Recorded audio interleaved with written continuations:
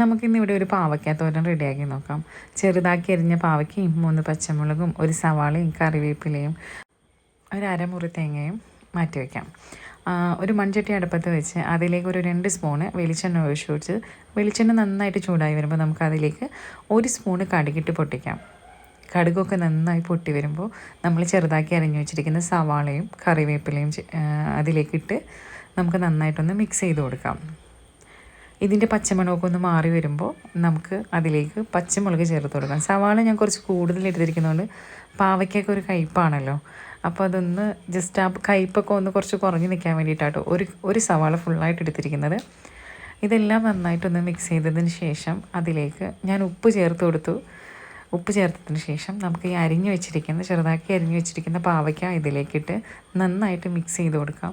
ഒരു 2-3 മിനിറ്റ് നേരം മൂടി വെച്ച് വേവിക്കുമ്പോൾ തന്നെ നമ്മുടെ പാവയ്ക്കയൊക്കെ സെറ്റായി കിട്ടും. 2-3 മിനിറ്റ് കഴിഞ്ഞിട്ട് ഇത് തുറന്ന് നോക്കിയിട്ട് ഒന്നും കൂടി നന്നായിട്ട് ഇളക്കി കൊടുത്തിട്ട് നമ്മൾ നേരത്തെ അരമുറി തേങ്ങ ചിരകി വെച്ചിട്ടുണ്ടല്ലോ, അതും കൂടി ഇതിലേക്ക് ചേർത്തൊന്ന് മിക്സ് ചെയ്ത് കൊടുക്കാം. മിക്സ് ചെയ്തതിന് ശേഷം അതിൻ്റെ അകത്തേക്ക് ഞാനൊരു 1/2 സ്പൂണ് മഞ്ഞൾപ്പൊടി ചേർക്കുന്നുണ്ട്. കാരണം മഞ്ഞ കളറായിട്ട് കാണുമ്പോൾ അത് ഭയങ്കര രസമാണല്ലോ. അപ്പോൾ അതുകൊണ്ട് ഞാൻ ഇതിലേക്ക് ഒരു 1/2 സ്പൂണ് മഞ്ഞൾ ചേർത്ത് കൊടുത്ത് നന്നായിട്ട് മിക്സ് ചെയ്യുന്നുണ്ട്. മിക്സൊക്കെ ചെയ്ത് കഴിഞ്ഞിട്ട് ഇതുപോലൊരു ബൗളിലേക്ക് സെർവ് ചെയ്യാം. നമുക്ക് നല്ല നാടൻ ചോറിൻ്റെ കൂടെയൊക്കെ ഇത് കൂട്ടി കഴിക്കാൻ നല്ല രസമാണ്. പൊതിച്ചോറിലൊക്കെ